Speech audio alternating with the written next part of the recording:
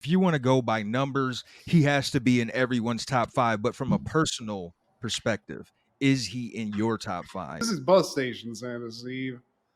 He's trying to Free keep coals. Yeah. Santa's coming, and he's coming in hot. You're both naughty for disregarding each other's feelings. Happened in the 90s. Love that I thought that was Prince Iakea, by the way. Jeez, and I just fucking ran with it, dude. Just taking your story. I love it, dude. It's Mandela effect, dude. No, dude, and I'm avowing by it, dude. No, dude. I'll walk out of here if you don't fucking tell me that's Prince Iakea. Fuck you. It gets personal. I'm telling other people, like, for real, like, yeah, no, dude, that's Prince Iakea, man. The cruiserweight division, yeah, that's him, bro. Dude. He took acting lessons. I'm creating a backstory. Yeah, dude, he took acting lessons and everything, man. Dude, he was an understudy in Hamlet on Broadway. He did his work, okay? He just happened to be Prince Iakea. And then Wikipedia existed. And then, like, I finally looked one day. It's like, oh, that guy is totally not Prince Iakea. There's no correlation. You don't think they just visually, though, look a little similar, bro? No, not at all. Damn. Well, here you go, Steve. You got your revenge. You called me out on the internet 20 years later, so you're welcome. Is James Cameron in your top 5 directors of all time? I mean, I think he has to be because of what he's done. Because he was, it was Terminator 2. I mean, Terminator 2 alone, I feel like you just gotta give it up. It's that good of a movie. I mean, very rarely do you get a perfect movie, especially a sequel. And then if you just know, like, behind the scenes, technically what that guy's done, like, he's kind of a pioneer in special effects. So some people might say he's kind of killed cinema because he made, like, these blockbuster movies like The Thing. But I think, like, he's invented things. He's invented cameras. I mean, the motherfucker wants to literally go see Titanic in a submarine like a lunatic. So I got to give it to him. The dude's got balls, and the dude doesn't lose, Steve. He doesn't. But I don't know, man. Like, the 2 mega hits that he had, I didn't really care for. So that's why I was asking, like, speak on it, though. What are you calling mega hits? Obviously, Terminator 2 you like. I love Terminator 2. Okay. So we're talking Titanic then. Titanic, yeah. I can give 2 shits about it. Finally saw it. It's under my belt now. Can't be grilled about it. Avatar, yeah, sue me. No, I'm honestly on that bandwagon with you. I thought the first one, because me and Jordan saw that at like a big IMAX theater in 3D, and it was one 3D movie I ever saw where I was like, that actually worked. It wasn't just like stupid, and it looked good. But other than that, like when I saw it again on rewatch, I mean, it looks great. The technology, again, he created some crazy tech to make that. But like when you listen to the writing, like unobtainium, it's like, can you fucking like work at this a little bit? Like, I don't understand why it did those numbers, man. Is it a bad movie? Wild. Yeah, that was wild, dude. And then people would get like depression sickness because they couldn't. Remember that? Remember those stories where people are like, they can't live in whatever the world was that the avatars live in? It's like, guys, fucking go back to the 90s and watch some real fucking movies here, because this is just some fucking bullshit. Yeah, and that's why I asked, man, because it's like, if you want to go by numbers, he has to be in everyone's top 5. But from a personal perspective, is he in your top 5? And it's like, my favorite director who doesn't do blockbuster numbers ever is Spike Lee. There's a bias because, there's representation of my people at a time, and he was doing it at a time when that wasn't prominent. And then Martin Scorsese, I would probably say he is 3rd behind Quentin Tarantino, and he never did blockbuster numbers, man, but his stuff just hits a certain way for me, man. Plus, he's another one. It might not, the full catalog might not get you. There's a couple of ones where you might not have the taste for it. Some of his shit runs long, but those ones at Goodfellas, another one where it's one movie, Goodfellas. And like for most of my life, Steve, crazily enough, and I kind of teeter totter back and forth. I thought Casino was better than Goodfellas. You Yeah. know, and those movies are both good. Plus, he has those weird ones like that one with De Niro where it's the comedy guy, Space, I and know I'm exactly what drawing you're talking about. Yeah. the comedian, or I forget what it's called, but Yeah. like that movie's dope. Obviously, Taxi Driver, which is not. Taxi Driver. It's a tough watch, but I mean, a lot of people think that's one of the greatest movies of all time. I think it's just one of the greatest performances of all time. It's a fucking fucked up movie, but that's what he was doing. He was one of those guys. The 70s was cool. I think that's like, we kind of got it in the 90s with Tarantino and Robert Rodriguez and stuff, but Kevin dude, Smith. the 70s, dude, they were fucking killing it. That group of dudes. I mean, him, fucking Spielberg. It's crazy they all kind of knew each other and shit, you know? That was the era of the students, of the graduates, you know what I mean? Yeah, and then the 90s, dude, people were like, man, fuck college. The best ones just were like, I don't need that shit. Robert Rodriguez just made his own. Fucking Tarantino just watched movies so much that he became a great director, which I'll never understand. I wish that actually I could figure out. I tried to like figure that out, to synthesize whatever that was by watching a bunch of movies, and I don't know what it did. Like, he must have some kind of photographic memory, but dude, yeah, I think we actually probably, it's neck and neck, you know?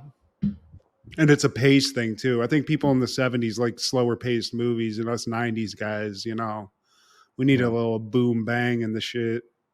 Well, with all that being said, man, would he crack your Mount Rushmore, Brian I'm Cameron or I James think Cameron? I think I'm kind of with you. So Tarantino's my top right there. But then Robert Rodriguez is right below him.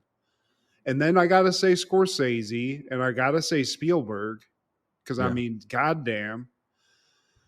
And I'm not saying George Lucas. He's just kind of not. It's one lane I for the get most it. part. And for a while, dude, I was a Star Wars just fanboy, but Oh, I'm I not know. that anymore. So if I had to pick another one, because it's not, no, he's not going to crack my top five.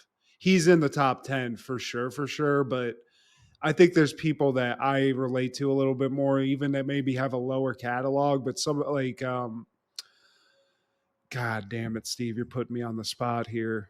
Paul Thomas Anderson, just because of just because of Boogie Nights, just because of a couple of those movies, he made it like people don't like Magnolia. I I dug it. liked it. It's weird, but hey, I mean, I dug it, and I just think that guy didn't he make There Will Be Blood too? I'm pretty sure he made that too, and that's another one that he's kind of a Scorsese of the '90s. He makes long, sort of thoughtful movies that not for everybody, but if you know, like, oh, and also I'm sorry, put him in number 11 or number 6, the Cohen brothers.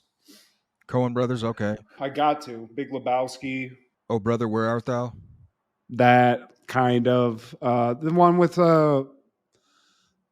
with Fargo? definitely that, but the newer one, the one that won all the Oscars with the lunatic with the that like kills people and he's chasing. I'll figure it out and I'll tell you what it is in a second once my brain's unfogged. But You yeah, ever I mean, James Cameron, he's a legend, but I think it's more for he's in the same lane as George Lucas, who's definitely in my top 10, but all it's kind of like more for the technical for the stuff he's technical. done. Yeah, and I mean, I love Terminator 2. In my opinion, probably like the best sequel in the history of sequels, man. It has to be. But if we're talking catalog from my personal taste, man, I would even have Stanley Kubrick above James Cameron. Yeah, for sure. Yeah, it's so hard to do that stuff. No Country for Old Men is the one that I was talking No, about. There was also a weird movie he made that I was in my collection that I think had Tom Hanks in it, where he played like a con artist. It's called The Lady Killers. The Lady Killers, yeah.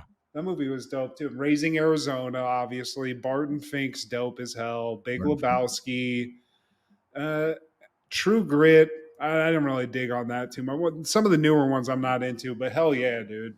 The Coen brothers, they're in the top 5. They're cemented. I think Cameron would probably be in company with Tim Burton as far as my list. Like he'd probably they I don't know. Yeah.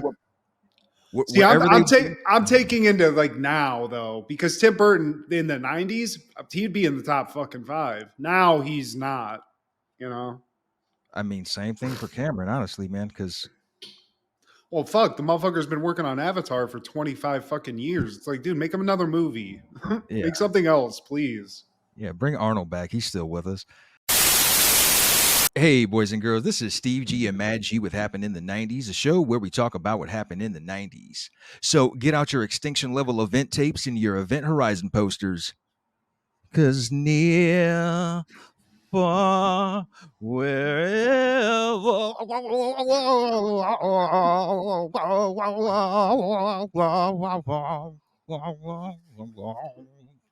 Jack. I mean, one of the most cold blooded. Move over, bitch. You know what I'm saying? You know, all those people died because she cheated on her fiance. It's Billy Zane, dude. You fucking fuck with Zane, that's what happens. You know what I'm saying? Play stupid Zane games.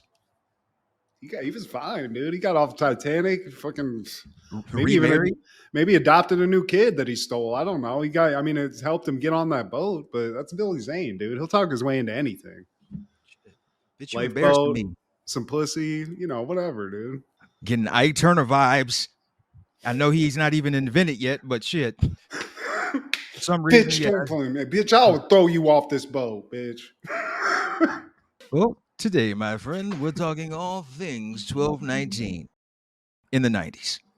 Starting off in 1993, Martin is airing season 2, episode 15, Holiday Blues. While stranded in a bus station, Martin and a mysterious stranger's arrival lifts Gina's spirits. Oh my god.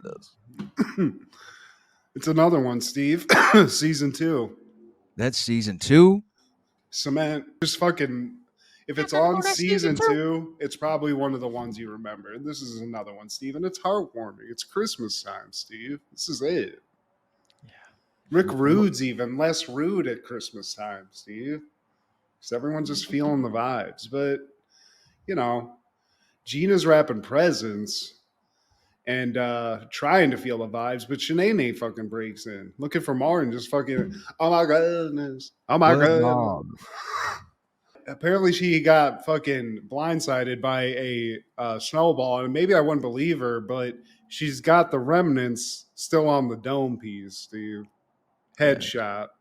Yeah, Gina doesn't care. She's like, man, get you and your icicle weave up out of here. Shanae, she doesn't go down without swinging, man. She's like, I might have to body slam you, and everybody gonna wonder what happened to your back. She threatens to cap Martin. She calls Gina Rudolph the Red-Bone Reindeer and leaves Gina with season's beatings. Which, that's just good wordplay, Steve. It's a winner. Merry Christmas, Feliz Navidad, and Happy Kwanzaa. And then we cut to that classic intro. Yeah, so again, Christmas. Martin comes in through the window. He's not Brum Man. He's learned the tactics. And it's because he's just out in Detroit just causing chaos with these snowballs, Steve. It's like a 12-year-old kid out here. I mean, he's the size of a 12-year-old kid, but Jesus. On the lookout for Shanae and possibly some of those fourth graders. But he's ready for action, though. I actually kind of dig that, Steve. I wish I had more people around here so we could do this. Why not go out and just drill some elementary school kids with some fucking snowballs? We're not hurting anybody. Gives them character. Yeah. She's not into it. She's just kind of feeling kind of shitty. But Martin's like, you know what? I got a suggestion. Let's sleep through Christmas, right? Miss all the hullabaloo, miss all the shenanigans, wake up on the 26th, go out, buy each other gifts, Because, I mean, honestly, nobody knows exactly when Jesus was born, Steve. For 50% off, I think he was born on the 26th. But Gina's down in the dumps, Steve. She's not feeling the holidays. She's missing the decorations. She's just missing the fam. Decorations? Is that what this is about? Oh, you want some decorations? Oh, I got some decorations. He goes into the closet and he's got like these Nerf ball Christmas tree ornaments. He just throws them on this tree that's on the door. Splakakow. Splaka-kaka. Splaka-kaka. Dude, he paid Manning's that shit though, because I mean he's rapid firing them bitches right on the trees, Steve. The tree's done, Oh, but it's cool. this motherfucker Nolan Ryan's a tree together in about 10 seconds, but even that's not enough for Gina's high class ass, Steve. I mean, damn. But then they hear the carolers. So they go up to the window because Marty Mott love the kids. Oh, look at the kids singing. Oh, is that Shanae? Boom! Crack. And then they all get beamed. And those fourth graders got guns. Damn. I mean, what damn level do they live on, Steve? And then we come back to the next scene and the crew is there. And Tommy's like, man, Martin, your mama makes the best raisin pudding. That's good, but Tommy, ain't no raisins in that pudding. Oh, dude. I would punch a wall just in disgust. But you know, Pam comes in and she's looking a little rough and she's like, yo, Gina's depressed. Just need to give you a heads up. And Martin's like, well, damn, Gina's depressed. You walk in, now I'm depressed. See the similarities? But I like this in Pam though. She's a real friend, man. You know, she Oh, senses yeah. that her girl is down, and then she plays kind of like the buffer, like and let Martin know, like, hey, this is what's going on. I mean, she's a good friend of fucking Martin. She's giving him the heads up so he doesn't lose his woman. So Facts. she's like, you need to help Gina get into the Christmas spirit. She's down. Okay. So she probably agreed to stay in Detroit because you bullied her ass. And he's like, what? Bullied? Think I'm a bully? And selfish. Cole, you think I'm a bully? Cole, you think I'm a bully? Nah, man. Hey, Tommy. Hey, man, you think I'm selfish? Nah, man. Hey, man, you better be using your own calling card with that. Calling cards. Yeah, right. I gotta call you back, baby. So basically, she's like, you know what? If you really want to know what Gina wants, she wants to go to Philly. So that's the move. And Martin's like, you know what? Just to prove that I've turned over a new leaf, I'm gonna go take care of some business. But you guys can stay because I'm in the Christmas spirit. So y'all just chill. Yeah. Love y'all. Leaves. And Pam's like 5, 4, 3, 2, 1. He's like, you know what? Why should I change who I am?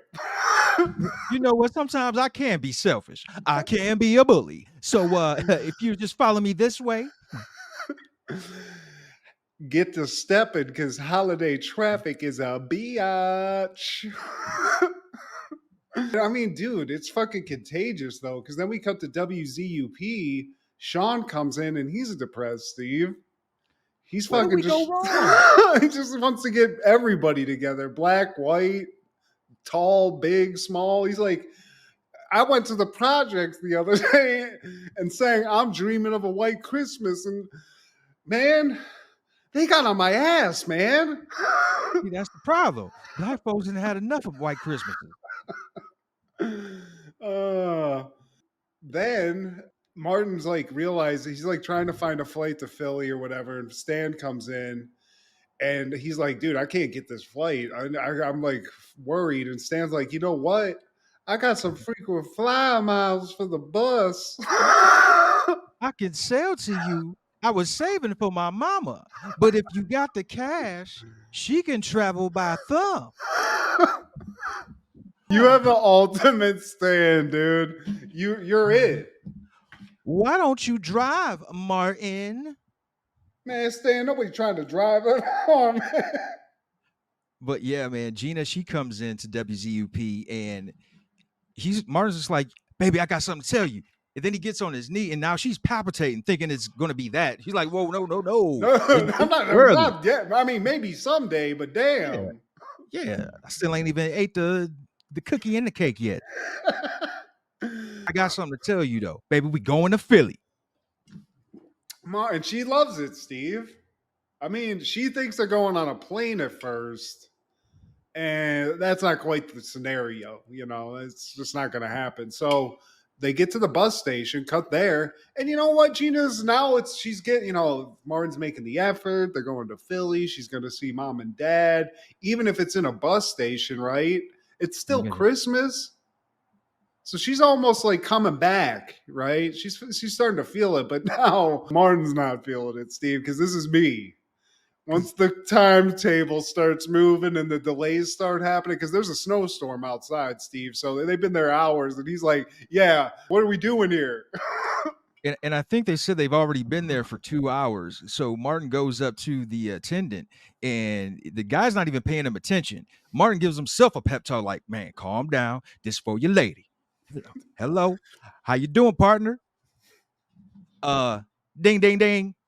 I was wondering when the next trip to Philly was." And then the dude was just like, looks like tomorrow morning. The blizzard, we're snowed in. Looks like we'll be spending Christmas Eve here. Fa la la la la. Ha ha. I mean, this guy, he's lucky he ain't dead, Steve. This guy's a piece of shit. Oh, that glass is not going to save Uh, you. so now the Christmas cheer meter's just going down, Steve. And, you know, they're trying to just find anything. Martin's like, look, see, Gina, man, fuck him, man. He tries to just avoid whooping the guy's ass. But he's like, Santa's here, man. It's Christmas, Santa, but Santa's fucking, this is bus station Santa, Steve. He's trying to Free keep his coals. Yeah. He's trying to keep his spirits up. Like it's all right, it's gonna be all right. It's like, well, how do you know? Well, like, hey, just start me out. How do I know? I ain't got all the answers. I'm just saying. I'm being positive, lady. Okay, Merry Christmas. Yeah. So they're just eating all this shit, Steve. So finally, he's like, enough of this shit we're eating. Let's just eat some real food. Let's have some of these sandwiches we packed. Right? It's Christmas. Let's have a meal. Let's just chill out. So they get those out. But then Miss Jerry's in here, and Miss Jerry and Martin are not friends. They know each other. It's immediate in the streets, violence. And Miss Jerry just wants the sandwich, Steve. I'm on my way to Atlantic City to find a high roller.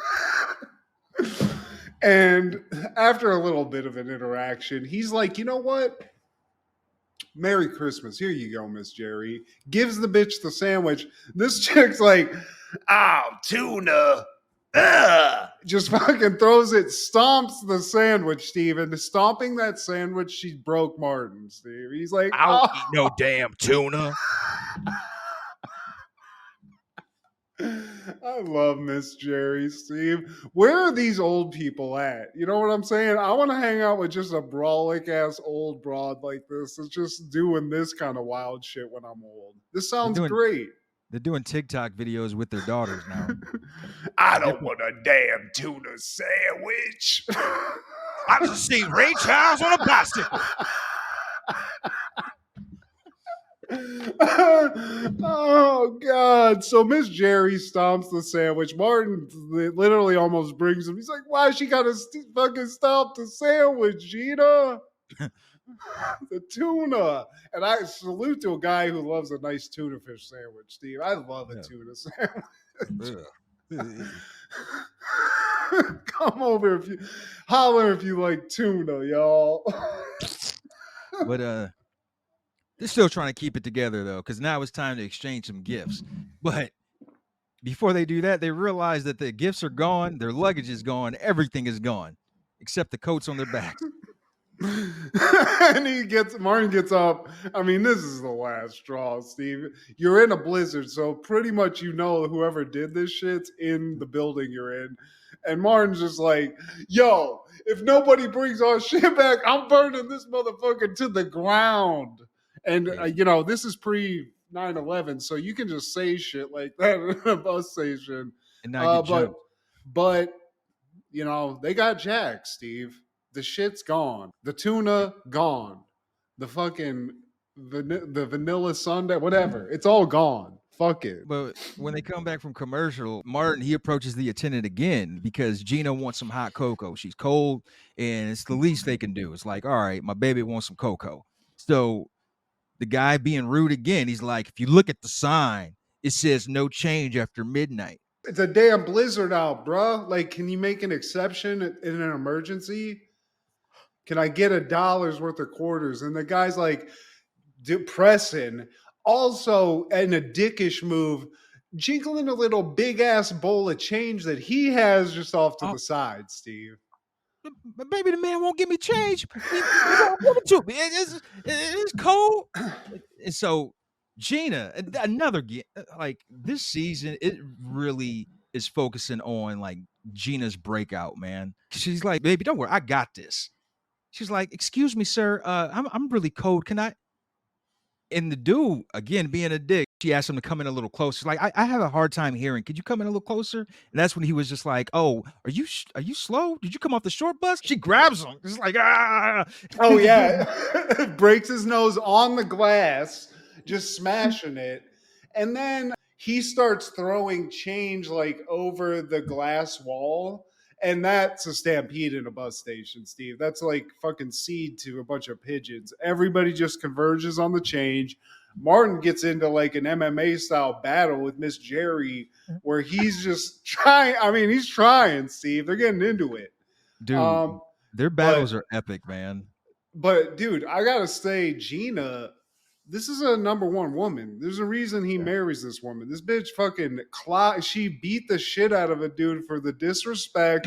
And then I love like after it's settled down, the guy's like he's bleeding Look at him. profusely. He's like, "You brought it on Yeah. yourself." Want somebody to feel sorry for you. But Gina now she's lost. I mean, this is it, Steve. I mean, they're in the. This is the bottom. This is hell. This is the anti-Christmas that they're in. And Gina's sick of it. They're at a freak show. Look at this. She's Freak hoes. bus station. Santa's all fucking. He's coming out of a fucking OD. Miss Jerry's almost fucking took her soon to be husband's head off. And Christmas is ruined, Steve. They're not. The shit's fucked up. But you know what? Right as all this is happening, Margus is like, you know what? This doesn't matter. None of this matters, baby. Let's just have a hug. And they hug. And as they're hugging, Gina's like, hey, wait a second. There's two people that one of which has a WZUP jacket on or something, and it's those are the people, Steve, and they give chase. But I wonder what they got the shit back, but I mean that dude got some wheels, Steve. Like Mar went out into a blizzard, whooped that ass, and stripped him. Yeah. When you're heated, yeah, snow hell don't yeah, matter. blind rage, yeah, Blind rage, hell yeah. And like another example of his physical humor, man. He's not even saying anything because when they cut back from commercial, man, it's Christmas Day now, and Martin's waking up out of his slumber, and just like the little facial contortions that he's making, it's like he's cockeyed and like just like dude, him and Jim Carrey, bro. Hell yeah. Hell yeah. But yeah, early Martin, dude. Chilligan's Island is, I still will say, go to that and the ATM Dragonfly Jones fight. Yeah. Those two are two of the greatest things I've ever seen. But Gina's into it now. She's back. She stood up for her man. It's Christmas now. The snow's settling. Martin's up. So she gave him she has a gift for him. He's like, oh, you got me a gift. You didn't have to do that. And I love how he tries. He's like, like a little kid. He just opens it like it's a fucking bomb. But it's just toothpaste and a toothbrush, Steve. How sweet. Yeah. Oh, I was on tar time. Oh, you trying to say something? I was on tar time. Oh, you got something we both could use, girl. Yeah. Breath smell like you got a lot on your mind. And they both do a little on the finger and swallow to get the fresh mouth, Steve. And then they get a little fresh mouth together. Fresh mouth. And then it's it's time to go to Philly. So they bust out. But Miss Jerry's like, fuck that. I'm hitting it with a high roller. And the high roller is Bus Station Santa, Steve. He's up. He's got his ride hitched up, ready for some ho-ho-hos. Fa la la la la. Miss Jerry gives a mean dome, I bet. Dude, the sex, though, between Bus Station Santa and Miss Jerry would sound like the most insane. I mean, it's got to sound horrifying. Oh, yeah. I mean, I don't know what it sound like that Monday Night Raw game. Yeah.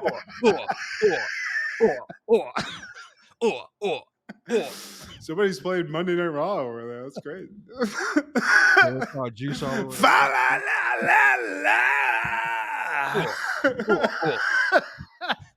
Whoever's just listening to the audio of this is gonna have a blast, by the way. Yeah, enjoy that.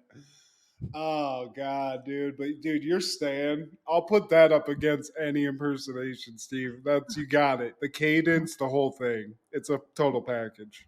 Why don't you just drive, Martin? 1997, Mouse Hunt premieres in theaters.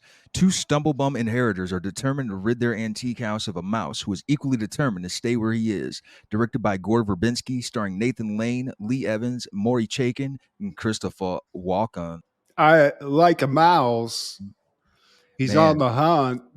This movie's dope, Steve. I'm gonna actually go like surprisingly. I don't think people would expect us to be like this Nathan Lane Mouse Hunt movie's great, but slapstick movie wise and like PG violence, great. I enjoyed this movie, dude. dude, people showed up to watch this, man. A $38 million budget, 125 million in the box office. So they about quadrupled their budget. This mouse went up my ass. I gotta give it up also to a guy who I don't know how much he's done since the 90s, but Lee Evans, like the second banana in this, that's kind of the nerdy guy. That guy had a motherfucking hell of an late 90s, dude. Because he's in this. This is huge. He did The Fifth Element right before this. So that was Okay. huge. You don't like it, but that was I huge. mean, I know it did numbers. He was in There's Something About Mary in 98, which was a year after Mouse Hunt. And then right into 2000, Steve, a movie I just talked about, The Ladies Man. This dude is just like a comedic actor for the 90s, dude. Lee Evans. Kind of Well, looks shout out weird. to him. Hell yeah, dude. But Mouse Yeah. Hunt, it's good. It's a Laurel and Hardy movie, dude. It's basically is what it is. I was trying to figure out who does he look like? Because he does look weird. He just looks like somebody that does weird sexual. He just looks like he has like almost like a Buddy from Charles in Charge look sometimes. Willie You know? Ames. Yeah, a little Amos. Willie Ames-ish, dude. But yeah, check this out. Nathan Lane, he's a hitter, dude. That guy's a funny actor. He's in a lot of shit, in a great Frasier episode. And then you get Chris Walken in this. Christopher Walken. Yeah, man. I went into it not knowing what to expect. Like I know it was a big deal, but I had never seen it up until now, man. And you know, it actually is decent. You know, some good slapstick. Who doesn't appreciate some good slapstick? That mousetrap scene, they actually had to do that several times, and like Yeah. they were all real mousetraps. I think it's hilarious also that Gore Verbinski directed this. Gore Verbinski, a guy who's directed, I think, a lot of like end of the world movies, stuff that's very not Mouse Hunt. You know, this is kind of like a swing for him, but I don't know. He did a lot of cool shit. But Actually, I mean, damn, he did fucking all the like early Pirates of the Caribbean movies. Damn, dude's fucking rich now. Hell yeah. also in 1997, Titanic premieres. A 17-year-old aristocrat falls in love with a kind but poor artist aboard the luxurious, ill-fated RMS Titanic. Directed by James Cameron, starring Leonardo DiCaprio, Kate Winslet, Billy Zane, Kathy Bates, Francis Fisher, Bernard Hill, Jonathan Hyde, Danny Nucci, David Warner, and Billy Paxton. Dude, all of them, dude. And something weird I remembered in like just thinking about this movie again is that by this time, this wasn't the movie I necessarily wanted to see because it's a 3 hour love movie. So in the late 90s, it's, you know, this is kind of a little bit of a hard sell. But before this, Steve, your boy was kind of a Titanic nerd when I was a kid. Really? I was like fascinated by that shit. I remember going to the library and getting like National Geographic tapes about it was just a documentary about the shit before it was like the Titanic movie. Yeah, huge Titanic stan. And then this came out, and I was kind of like down on it because I think I just went to see it with like a chick, maybe. And so it Yeah. was like nothing really happened there, but I ended up getting into the movie, Steve. Man, I I got, respect it. it's because good, dude. it was the first movie to break $1 billion. So, you know, Okay. props to that. But I just feel like, man, there's so many other precursors that I felt warrant that more so than this, man. And maybe I get it. Like the world, not just America, but the world loves a love story. Yeah. And, you know, that's not my shit either, man. Sci-fi and that love cutesy smoothsy shit, I could do without. But But maybe I need to also, mature. in exactly what we were saying previous in the beginning of the show, this movie was like a technical marvel at the time. Like what they were doing, like the recreation of the Titanic, the CGI in this movie and stuff was next level to a point at this point where this was the shit. And it still looks like, I'm looking at like the preview right now. It still looks fairly decent in terms of that, you It know. holds up. It holds up, man. But You get one Leo, dude. billion. You get Winslet. You get some titty. You You get get you a do get some titty and baby. that last like hour of the movie where the shit's going down. I mean, that's just exciting. It's well paced. The guy's an action movie fucking director, so that part of it I feel like perfect. It's just a little fat in the front where they're getting like showing you Kathy Bates, and they're sort of, but that's because No pun intended. there's so much shit about the Titanic where it's like almost like comic books where there's so many fans of it that if you don't like pay tribute to the things that people love and these personalities that are famous that were actually on it, that I think they just did that. That's why that shit's all it's very long. 3 hours and 15 minutes. Yeah. It's ridiculous, man. Two And VHS tapes. I remember that shit, dude. That was a thick brick in our VHS collection at home. and I remember when it came out, man, it was killing the award ceremonies. I think it was put up against like Boogie Nights and As Good as It Gets. Was that the Helen Hunt and Jack Nicholson movie? Yeah. Yep. Yeah. Damn, And Boogie Nights though got robbed by fucking Titanic, dude. It's yeah, bullshit. had it came out another year, nothing was going to beat Titanic in anything. And I think my love of this is more because of like, there's a bunch of side people in this movie that I love. Billy Zane, Bill Paxton, David Warner, the guy from Teenage Mutant Ninja Turtles too. There's a lot of just cool people in this, and like, I don't know, as cheesy as it is, I think there's a lot of like good acting in it too. So you might not like it, Steve. I'm going to still defend it. I'm not going to back down. I think it's a good movie. It's just not, it's not your cup of tea. And it's not, I'm not saying everyone needs to go out and watch it, but hey, if you got 3 hours and 15 minutes that you need to kill, you could do worse, Maybe pop Well, on a Lord of the Rings, but that's just my taste. we're in an ADHD society now, man. It's hard to Yeah. keep track of shit for 10 minutes. But Yeah. yeah, it also has the butler from Richie Rich, who is also in Jumanji, the like English speaking, like aristocratic. Isn't that David Warner, the guy from Teenage Mutant Ninja Turtles 2, the scientist? Is that David Warner? Is he Billy Zane's bodyguard / Yeah. consigliere? Yeah, that's that dude. Okay. Yeah, hell yeah. That's what I'm saying. David Warner, dude, that's a ledge. That's a fucking legend, dude. You just don't realize it. Nope, that's a different guy. I'm thinking Son of a bitch. Was Jonathan that Hyde. okay? I forgot Kate Winslet's character was actually going to kill herself at one point in this movie and was Yeah, talked off a ledge. I forgot about that. you philanderer. You should have done it. I'm Billy Zane, god damn it. How? Yeah. How dare you? Dude. I mean, the guy was fucking, he looked, he was a nice dude. You could have had one of these fat aristocrats. You get Billy Zane in his prime. Kate Winslet, you should be ashamed of yourself. And he had that bag. I brought you and your mama here on this boat. And you take this brokey over me? I had to go to Jacob the jeweler for that thing. You know how much time it took for me to get that fucking gigantic rock? All that platinum, bitch. But hey, she do got some nice titties though. I'm telling you, dude. Kate Winslet's hot, and dude. She's kind of like a low key crush I had because she's in like a lot of romantic movies, including Eternal Sunshine of the Spotless Mind, and she just got that like, I don't know, dude. She's so fucking kind of like just that like girl next door sexy, Steve. She's a star, but you feel like she could be approached. She has that like, not above everyone like Well, ScarJo. I'm like, yeah, I know I ain't got a shot, but like Kate Winslet, get enough Mike's Hards in me. yeah, Pause. hell yeah. A couple Yeah, of Cayman Jacks, got a good conversation or two, dude. we Let's flowing. let's have a snog. She's gonna throw a little English fuck at you, Steve. And there we have it, man. And hey, I'm the one that likes the redhead. So like, are you coming around the corner? Is she redheaded? I guess you're right. She Yeah. is. In this movie, she is. So, yeah. Hell yeah. I mean, dude, she's a beautiful woman, Steve. Yeah. They're going to win you over one day. Also in Mm-mm. 1997, Tomorrow Never Dies premieres. James Bond sets out to stop a media mogul's plan to induce a war between China and the United Kingdom. Directed by Roger Spottiswoode, starring Pierce Brosnan, Jonathan Pryce, Michelle Yeoh, Terry Hatcher, Joe Don Baker, and Judi Dench. Yeah, this was a post Goldeneye.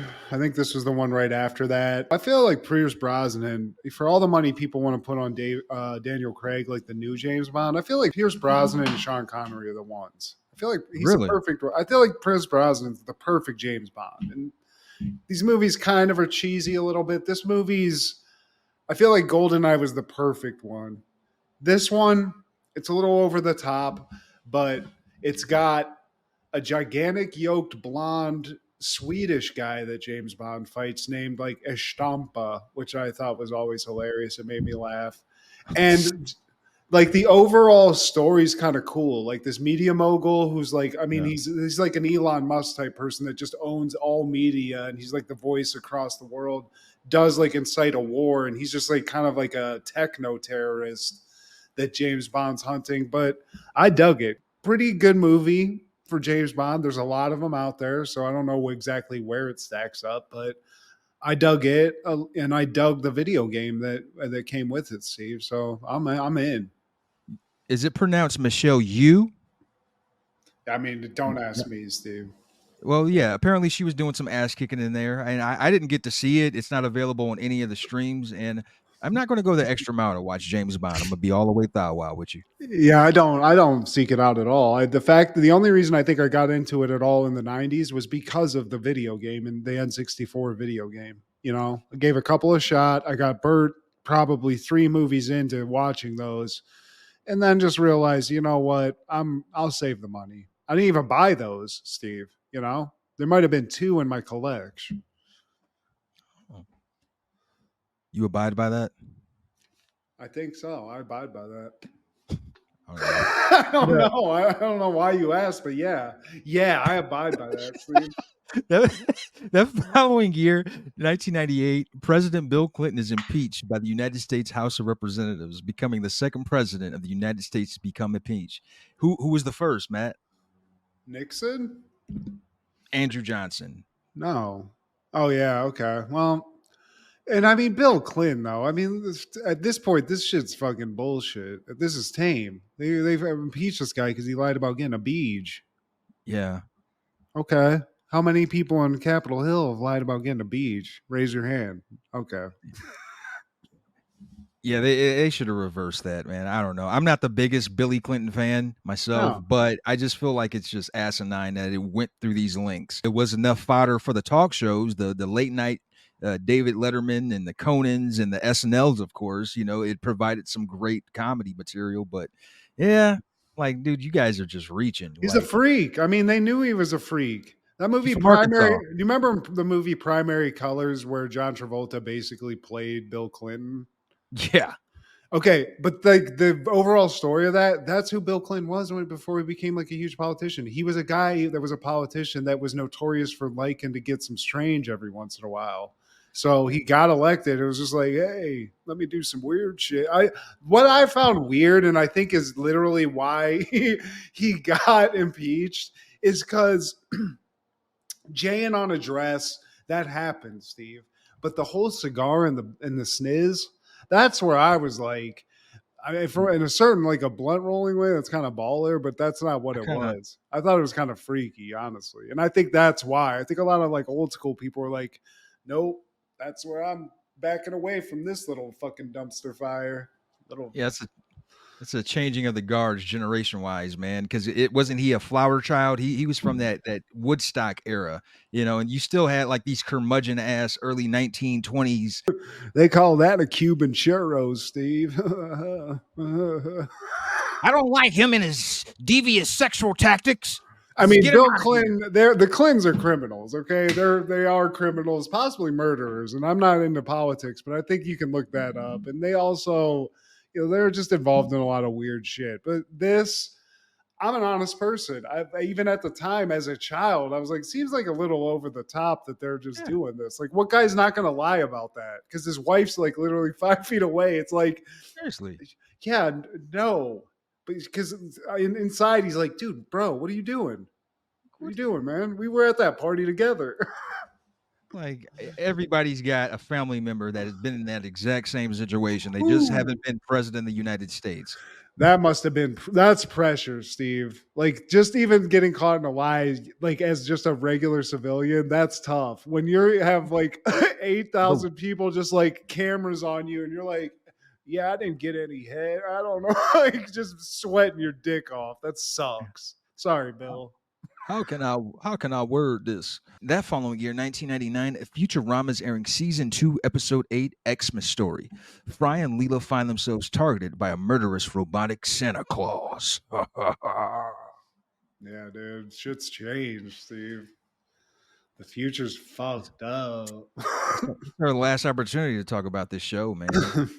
Damn. Well, it's a banger, Steve. It even has it starts with a great cameo by Conan O'Brien. They're in the Catskills. It's Christmas.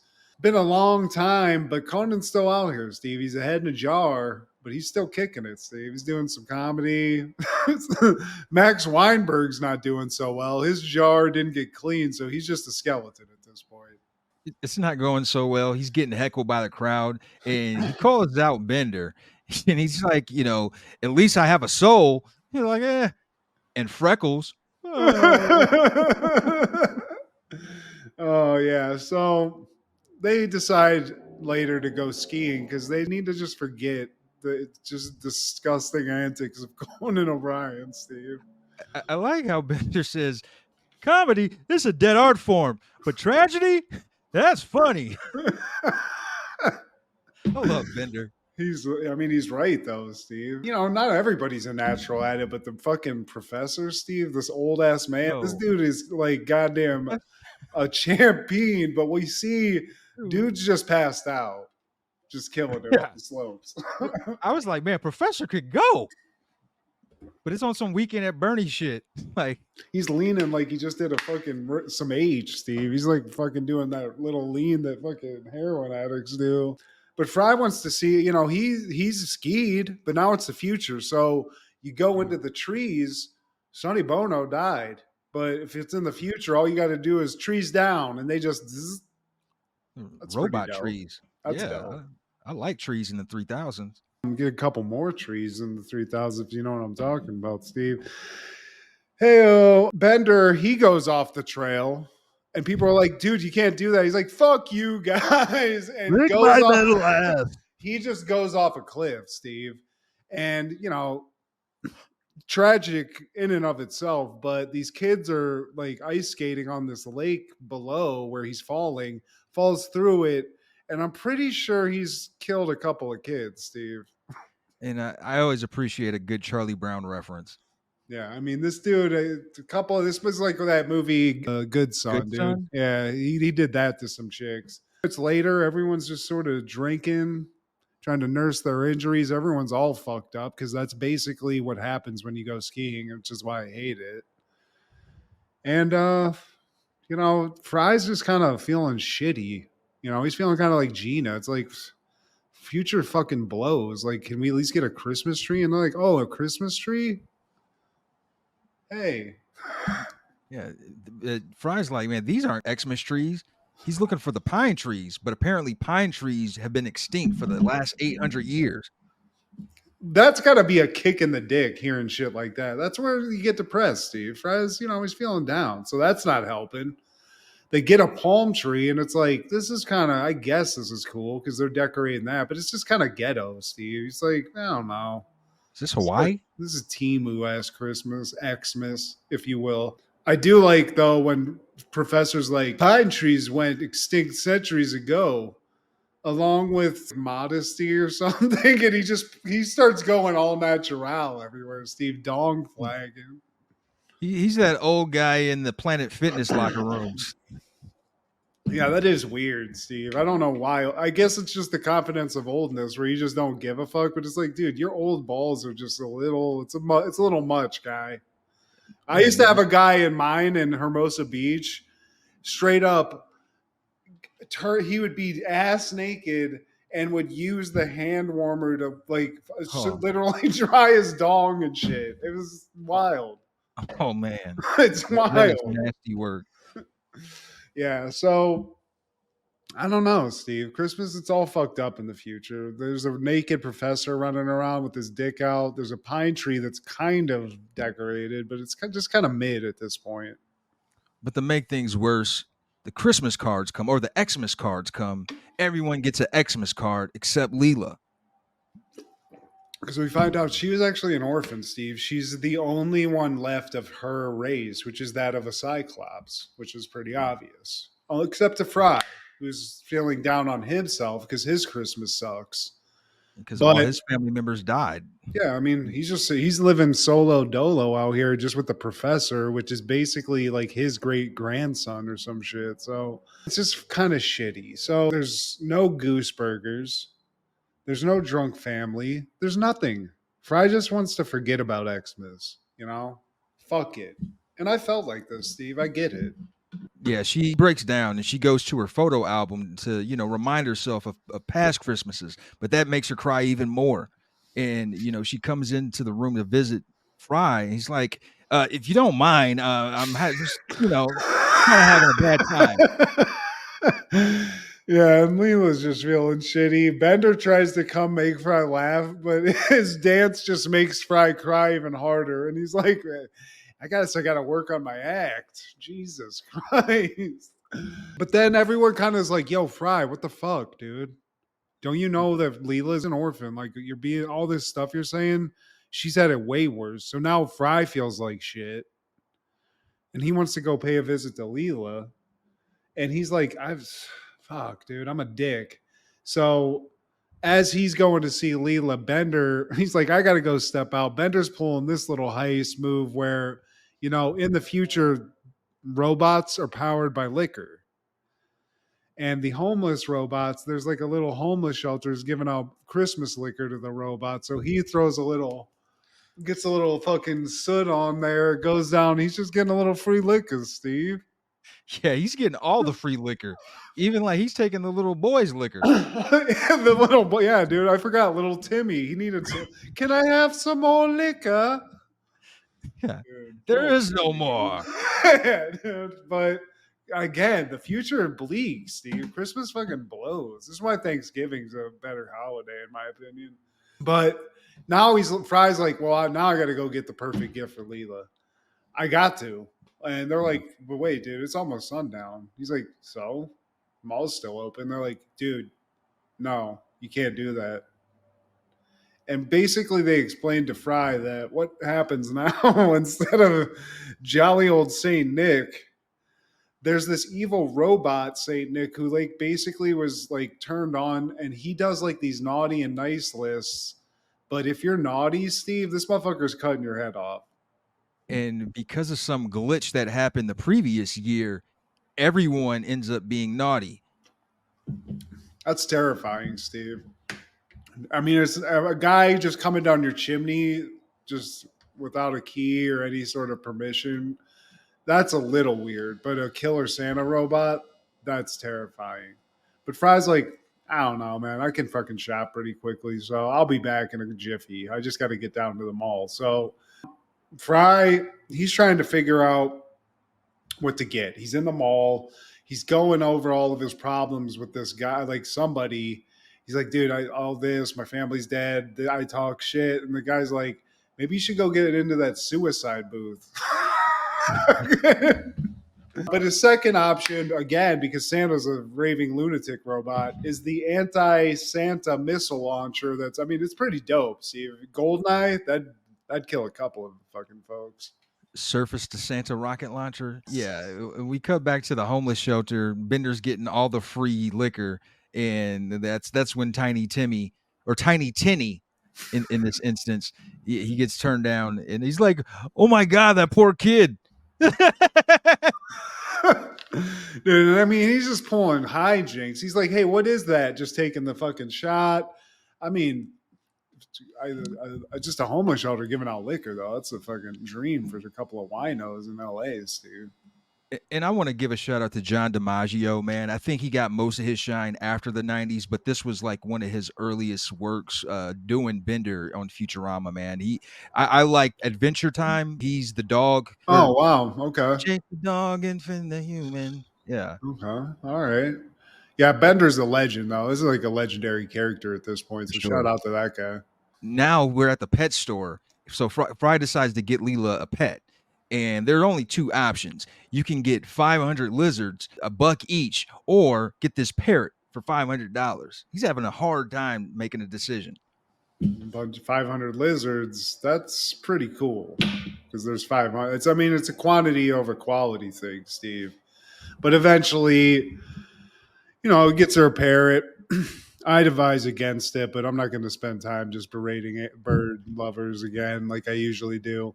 But, he proves my point because he gets out of this fucking store and this bird won't shut the fuck up. Sun's going down. This thing's squawking. He's like, shut the hell up. This thing bites his nose, just fucking leaves, Steve. Flies Just away. flies out the cage.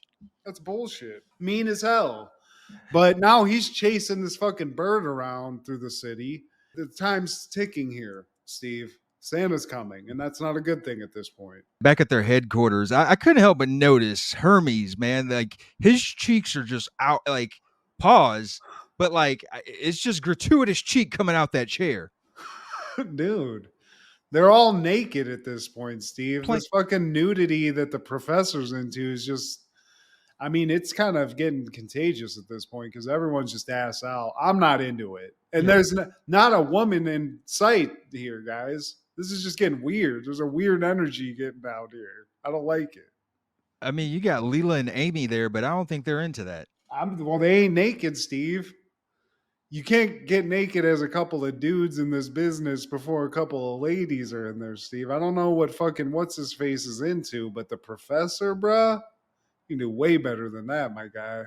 You don't want to know what Zoidberg's into. He's into that and then Oh, some. oh yeah.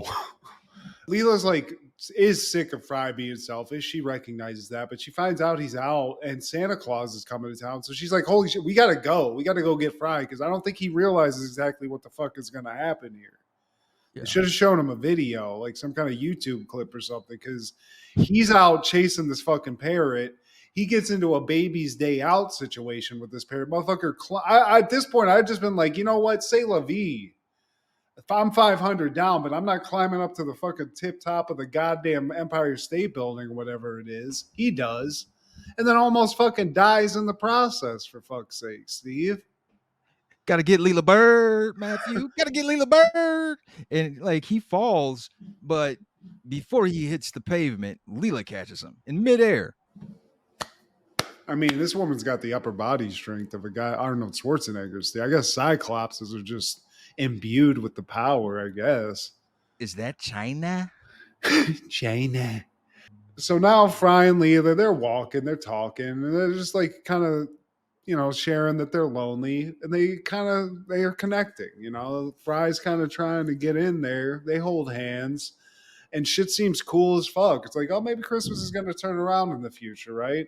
But then, ho, ho, ho, Steve, Santa's coming, and he's coming in hot.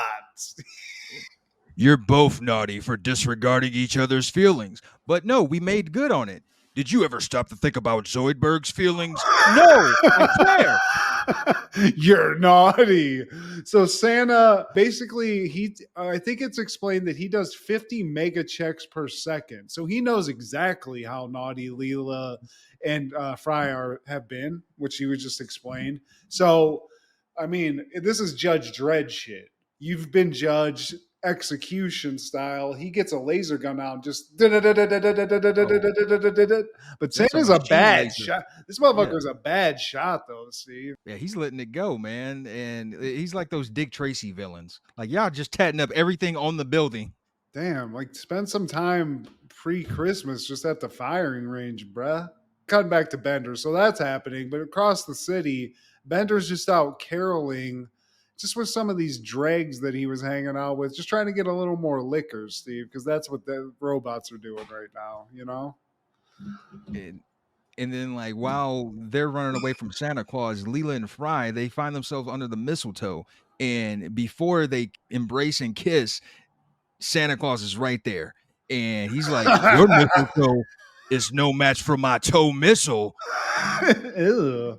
He's like a Mega Man villain, Steve. He's throwing fucking gizmos. He's got fucking reindeer breathing fire. And he, Terrifying. Terrifying. and he nails the parrot in the process with this toe missile. And he's like, "Oh, well, there was your Christmas gift, your Xmas gift." Yep. But Leela and Fry, they're still running, Steve. They're still running, but they run in right into Bender, who's, still out trying to get that free liquor. And When they run into Bender, like Santa Claus like finds them again, and he says to Bender, like, "You've been on the naughty list for trying to frame a oh, kid." And like it's like, "I'm gonna put that on my naughty list right now." And it takes him forever because apparently this Santa Claus cannot spell. So he's like, "Okay, that's a T." Like, and so like they have all day to run away. So they make an escape again. And now we cut back to the headquarters, and the crew, they're having like a gift exchange. But it's ironic because like they keep giving each other like hair combs, even though the next person cut off all their hair for another gift. Like, I can't get this watch because I just, it just becomes convoluted. but then Zoidberg got all the hair, Steve. Look at me. Yeah, he got Amy and Hermes hair. That Yeah, that was hilarious. Santa's chasing them. We're here now. They see that they're being chased by Santa. So everyone gets in HQ. Santa's coming. They try to put some kind of like Big Bang Fault thing over the fireplace. Over the fireplace, he breaks through that shit. Yeah, dude. Santa's fucking roided out, Steve. This fucking is a Terminator robot, Steve. But he does acknowledge that Zoidberg was good this year, so you get a pogo stick. Oh, Hell yeah. and it's like while he's on jumping on the pogo stick, in the process, it's Zoidberg that knocks down the light, and the light swings and cracks Santa upside the head, electrocutes him, and then Leela comes through with the Liu Kang kick to boot. I mean, she always is on deck with the karate, Steve. They get him back into the chimney, cover the blast door, and I think at some point Santa was like doing some sort of like predator self-destruct move or some shit, and he explodes, and he just explodes off into the night, Steve. You will Santa's see gone. me again. Ha ha ha ha ha. What a terrifying future, Steve. So you can't even enjoy Santa? I mean, Jesus Christ. Not on this Xmas. And like when they cut back, they're trying to feast, or at least Bender's trying to feast on the remnants of that parrot that got blown away. You get a toenail. And then that weird like gremlin thing, just like that thing just eats everything. So it has Nibbler? a little meal. Yeah, Nibbler's there. But Fry, now he's feeling in the spirit, Steve. So now it's time to sing. So then now we get a fun little song. He knows when you are sleeping. He knows when you're on the can. He'll hunt you down and blast your ass from here to Pakistan. Oh, you better not breathe. You better not move. You're better off dead. I'm telling you, dude. Santa Claus is gunning you down. And then it gets Nice. straight triple X rated, Steve. Is the professor just like a futuristic sex, like one of those like flasher guys, or is he just keep it in the house? Those old people that always show up at the Florida beaches that they got down there. Oh God! Well, someday, Steve, we're gonna be 90 just looking at that kind of tale. You know what I'm saying? Yeah, when was she born? In 2000? Yeah. What's up, youngst? Oh my God! But this is, dude, Futurama. Like, I've said it before, and I'll say it every time we watch it. I just didn't like the show as much as I should have. It's a great show. It really is, man. And the fact that they like brought it back shows the importance of it, man. It has a huge cult following. Some people might suggest that it's better than The Simpsons, but I don't know, man. I'm kind of torn. I haven't watched The Simpsons in a while, but I mean, dude, I wouldn't even pose it like that. I'd just be like, Matt Groening is a goddamn god because he just can. I mean, look at what he's done. Look You at can't what the miss. man's done. Yeah, dude. On that same day in 1999, WCW is airing Starcade 99.